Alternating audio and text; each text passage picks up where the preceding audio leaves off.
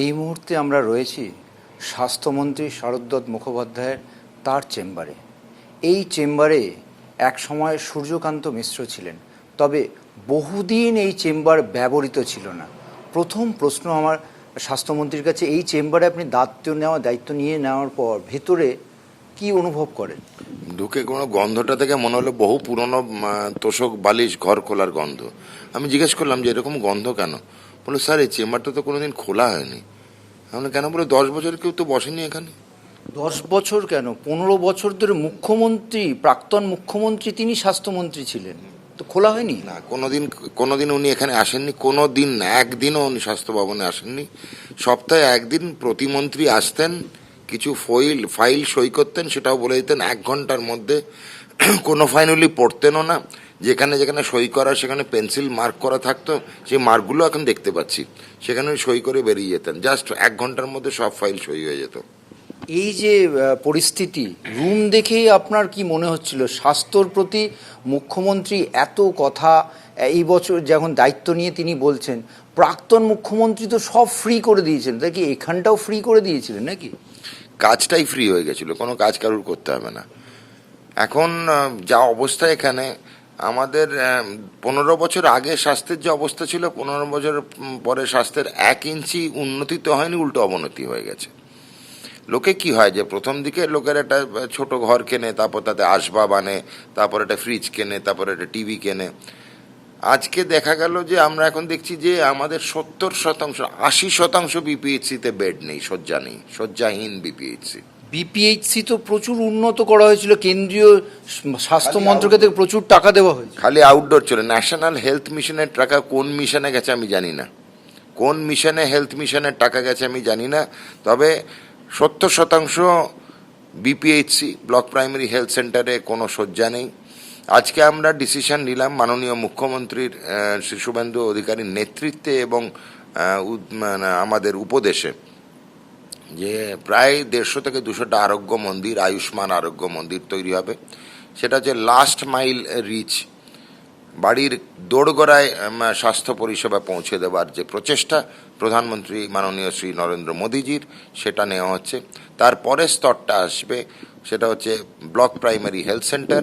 সেগুলো 70% কোনো শয্যা নেই, শয্যাহীন অবস্থায়। তাদের সবকটিকে মিনিমাম 10টি পুরুষ 10টি মহিলা শয্যা তৈরি করার ব্যবস্থার এখন প্ল্যান নিচ্ছি।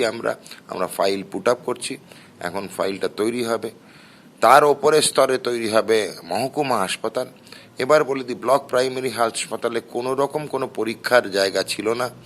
মাননীয় মুখ্যমন্ত্রী শ্রী শুভেন্দু অধিকারীর কাছে আমাদের তরফে, স্বাস্থ্য দপ্তরের তরফে সুপারিশ থাকবে যে ব্লক লেভেলে আমরা আলট্রাসোনোগ্রাফি এবং পোর্টেবল এক্স রে রাখবো, এবং ল্যাব ওয়ার্ক বা রক্ত পরীক্ষা, প্রাথমিক রক্ত পরীক্ষা, TC DC, haemoglobin, urea creatinine, liver function test, থাইরয়েডের টেস্ট, সোডিয়াম পটাশিয়ামের test, malaria, dengue, vector borne ডিজিজের টেস্ট, এগুলো প্রাথমিক বিপিএইচসিতে হয়ে যাবে।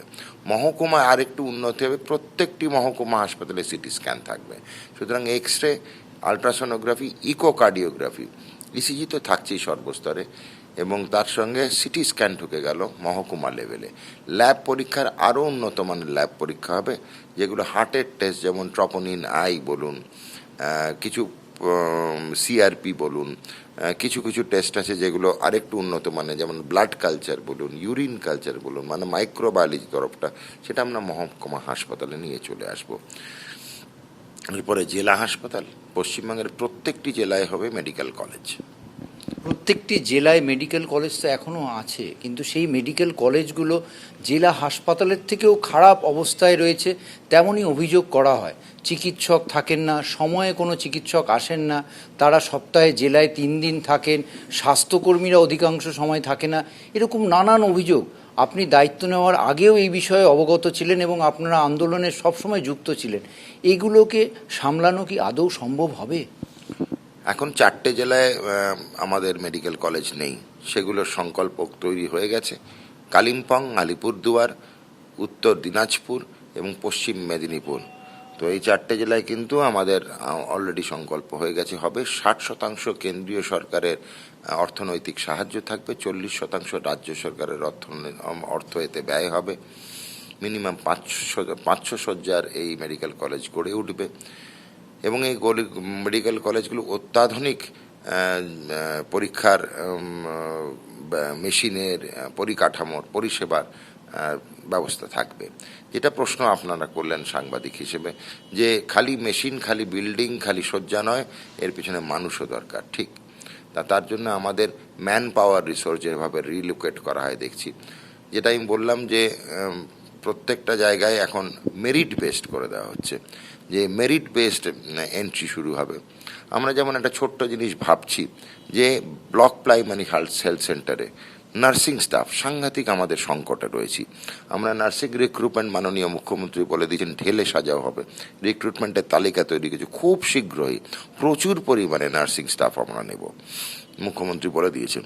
এবং যদি আমরা দেখি যে লোকালি ধরুন block primary health centre, primary permanent posting একজন কি দুজন আমরা নার্সিং স্টাফ পেয়ে গেলাম, তাও আমাদের অপর্যাপ্ত। লোকালি প্রচুর নার্সিং স্টাফ আছে, নার্সিংহোমে তারা ডিউটি করে, তাদেরকে আমরা কন্ট্রাক্টে এখানে নিয়ে নেব, যাদের লোকালি মানে গোয়িং ভোকাল ফর লোকাল। আমাদের নার্সিং স্টাফেদের সমস্যা হচ্ছে অনেক দূরে বাড়ি, অনেকে আসে, অনেকে আসতে চায় না, এবং সেখানে আমাদের সবসময় মনে হয় যে লোকাল স্টাফ থাকলে খুব ভালো হয়, সেটা আমরা ভাবছি। Doctor, block primary health centre আমাদের মেন উপলক্ষ্য এখন হচ্ছে রুরাল, গ্রামীণ পরিষেবা। গ্রামীণ স্বাস্থ্য পরিষেবা যত ভালো হবে, তত শহর এবং শহরতলির নামজাদা নামচিন স্বাস্থ্যকেন্দ্র যেগুলো সরকারি কি বেসরকারি, চাপ কমবে। আমরা সেইটা নেই বলে আমাদের শক অ্যাবজর্ভারটা প্রথমেই শুরু হয় SSKM দিয়ে, তো সেই জিনিসটা আমাদের গোড়ায় গলত। সেই জন্য আমাদের এই পিরামিডের চূড়োটা নড়বড় করছে, কেন আমাদের পিরামিডের ফাউন্ডেশন, ভিতটাই এখন নড়বড় করছে। তাই তো ভিতটা শক্ত করার জন্য পরবর্তী লেভেলে হচ্ছে আমাদের মহকুমা এবং ব্লক, এটা সাংঘাতিকভাবে ঠিক করা। যদি আমরা দেখি যে আমাদের অপর্যাপ্ত হচ্ছে ম্যান পাওয়ার, চিকিৎসক বা নার্স, সেটাই হচ্ছে মেন ম্যান পাওয়ার, আমরা তার জন্য প্রস্তুত। প্রচুর বেশি করে রিক্রুটমেন্ট করা হবে।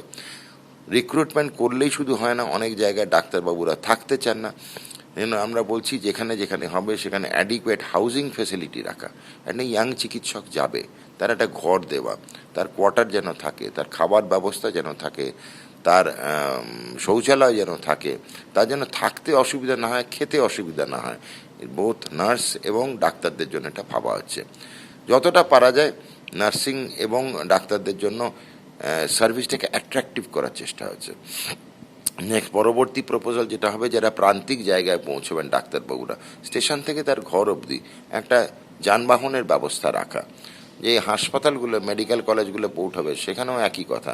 সেখানে আমরা দেখব যাদের যে স্টেশন, বাস স্টেশন বা রেলওয়ে স্টেশনে পৌঁছেছে, যাতে ডাক্তারবাবু তো হাসপাতালে একটা যানবাহন পায়।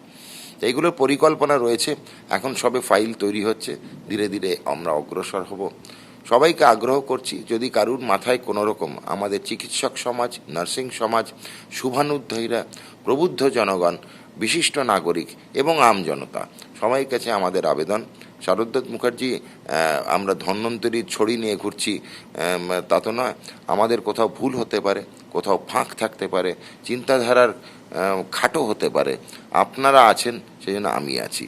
এ ব্যাপারেও বলবো, আমার ফোন নাম্বার খোলা আছে, আমার ফোন নাম্বার সর্বজন বিদিত। কেউ যেন যদি কিছু মনে করেন, কোনো নতুন আইডিয়া আছে, দয়া করে আমার ফোন বা হোয়াটসঅ্যাপ করুন, আমি তাদের সঙ্গে এগিয়ে আসবো, আলোচনা চক্রে বসবো, দরকার হলে স্বাস্থ্য ভবনও তাদেরকে ডেকে নেব।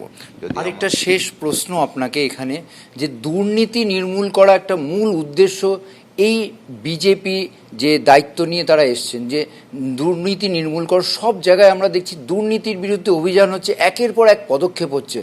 স্বাস্থ্য ক্ষেত্রে স্বাস্থ্য ভবনকে ঘুঘুর বাসা বলা হয়। কোভিডের সময় যে দুর্নীতি হয়েছিল, নানান অভিযোগ, আপনিও সেই অভিযোগকারীদের দলে ছিলেন, চিকিৎসকরা যারা সংগ্রাম করেছিলেন, এবং সেই কোভিড সময়ে স্বাস্থ্য ভবন থেকে যে দুর্নীতি, সে নিয়ে কি আদৌ কোনো তদন্ত হবে? সে নিয়ে কোনো কিছু তো শোনা যাচ্ছে না, আপনি কি বলবেন? এই স্বাস্থ্য ভবনে কিন্তু কোভিডের ব্যাপারে আমরা আন্দোলন করতে যাওয়ার সময় আমাকে শুধু মারধর নয়, কলার ধরে চ্যাংদোলা করে টেনে এই একতলা থেকে, আমি স্বাস্থ্য ভবনে একতলার বেশি খুব কম উঠতে পেরেছি, সিঁড়ি দিয়ে লুকিয়ে উঠে পড়েছি, তাও পুলিশ ধরে ফেলেছে আমাকে। কোভিডের সময় লাস্ট আন্দোলনটা মনে আছে, চ্যাংদোলা করে মারতে মারতে বাইরে বার করে দেওয়া হয়েছিল, এই রাস্তায় ফেলে দেওয়া হয়েছিল পুলিশ দিয়ে, সেগুলো ভুলিনি। অভয়াকাণ্ডেও তাই।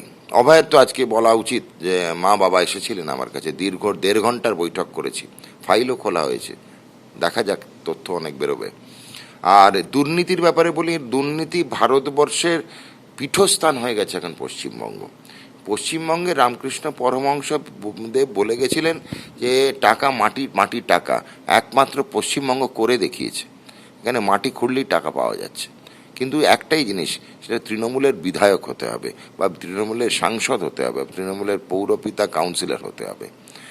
দুর্নীতি সুতরাং যদি এরকম হয়, শাড়ি স্তূপ থেকে বেরোচ্ছে একজন কাউন্সিলর, সেটাও তো এরকম দুর্নীতি। স্বাস্থ্য ভবন তো পশ্চিমবঙ্গেরই মধ্যে, তো এটাও সেই দুর্নীতির প্রভাব পড়বেই। দুর্নীতি পরায়ণ দফতরের প্রচুর কর্মচারী থেকে থাকতে পারে, আজকে আমরা সজাগ করেছি। আমি আমার ডিপার্টমেন্টের কিছু কিছু স্টাফকে অ্যালার্ট করেছি, এবং ভিজিলেন্সের স্টাফকেও আমি একটা তথ্য জমা দিয়েছি, উনিও দেখছেন কিভাবে কি করা যায়। আমাদের কাছে কিছু খবর আসছে উড়ো, আগে আমরা কনফার্ম করতে হবে, শনাক্তিকরণ সবার আগে। ভুয়ো খবরের ওপর বেশ করে কাউকে দোষী সাব্যস্ত করা যায় না। কোভিড আমলে তো দুর্নীতির অভিযোগ হয়েছিল, সেটার কি ফাইল খুলবে? কোভিড আমার দুর্নীতির ফাইল এখন খুলিনি, তবে সংবাদ মাধ্যম এবং সাংবাদিককে ধন্যবাদ জানাই এটা মনে করার জন্য, কেন আমরা এখন অবধি অভয়া এবং ট্রান্সফার বদলির দুর্নীতি নিয়ে বেশি চিন্তিত ছিলাম। ধন্যবাদ এবিপি আনন্দকে আমার এটা মনে করিয়ে দেওয়ার জন্য। আমি আগামী পরশুদিন নিশ্চয়ই সোমবার এই নিয়ে কিন্তু মনোনিবেশ করব। আর আরেকটা বিষয় যেটা আপনারা ইতিমধ্যে সিদ্ধান্ত জানিয়েছেন, যে বেসরকারি হাসপাতালে 10% সিট, যেটা গরিব প্রান্তিক মানুষ যে যাদের রেফার করা হচ্ছে সেই জন্য রাখা হবে, সেটার অর্ডার কবে হবে? এবং ইতিমধ্যে আপনারা বৈঠক করেছেন, সেটা কতটা ফলপ্রসূ হবে? কারণ আগের সরকারও এরকম বিষয় নিয়ে প্রচুর হুঁশিয়ারি দিয়েছে, কিন্তু কার্যকরী কিছু হয়নি। না, এবারে নীল ছবিটা অন্যরকম করা হচ্ছে। তো এখানে কিন্তু জাস্ট আমি পাঠিয়ে দেবো, আপনি ভর্তি করে দেবেন তা না। আমাদের কিন্তু পরিষ্কার ডিরেক্টিভ হচ্ছে 10% বেড খালি রাখতে হবে, কক্ষ নির্দেশিত হবে, এবং সাইনেজ বা বোর্ড থাকবে, 3টি ভাষায় লেখা থাকবে। সেই সাইনেজ কিন্তু থেকে সবার চোখে পড়ার মতো সাইনেজ হবে, যাতে সবাই দেখতে পারে, এবং সেই সাইনেজের থেকে বড় সাইনেজ অন্য কোনো সাইনেজ হবে না। একজন এক্সিকিউটিভ থাকবে প্রত্যেকটি বেসরকারি প্রতিষ্ঠানে।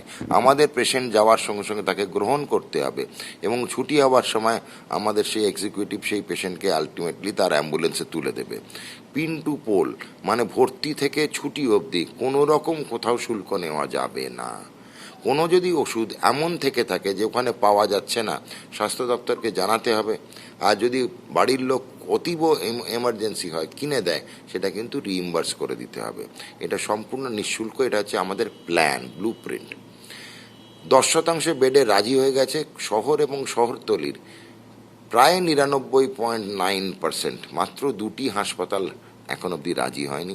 তাদেরকে আমরা হাত জোড় করে অনুরোধ করেছি, সেবা বড় ধর্ম, মুনাফা সবাই লুটছে, মুনাফা লোটার সঙ্গে সঙ্গে কর্পোরেট সোশ্যাল রেসপন্সিবিলিটি বলে একটা সামাজিক দায়বদ্ধতা থাকে সব ব্যবসায়ীর, সেই দায়বদ্ধতাটা যেন ভুলে না যান। আর আমরাও কিন্তু মনে রাখবো যে এই 2টি হাসপাতাল কিন্তু সমাজের জন্য সেবার ডাকে সাড়া দিল না, তো সেইটুকু আমাদের মন খারাপ। আমরা প্রতিহিংসা পরায়ণ নই, আমরা প্রতিহিংসার রাজনীতি করি না, সুতরাং এখানেও ওদেরকে কিছু বলবো না, কিন্তু মনটা খারাপ থাকবে যদি কেউ না করে। আমরা আগামীকাল জেলার বিভিন্ন বেসরকারি হাসপাতালকে ডেকে পাঠিয়েছি, আর আগামী পরশু বলে রাখি এখানে শনিবার রোববারও কিন্তু স্বাস্থ্য ভবন খোলা থাকছে। এই প্রথম এগুলো হচ্ছে, এবং স্বাস্থ্য আধিকারিকরা সবাই আসছে।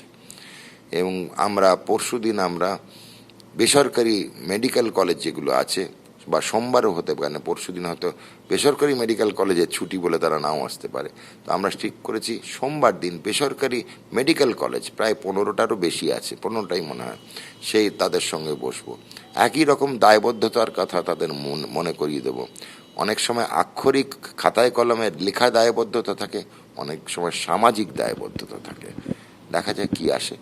বুধবারের আগে বলতে পারবো না আমরা কি হলাম, তবে কিছু তো মুখ্যমন্ত্রীর হাতে তুলে দেবই।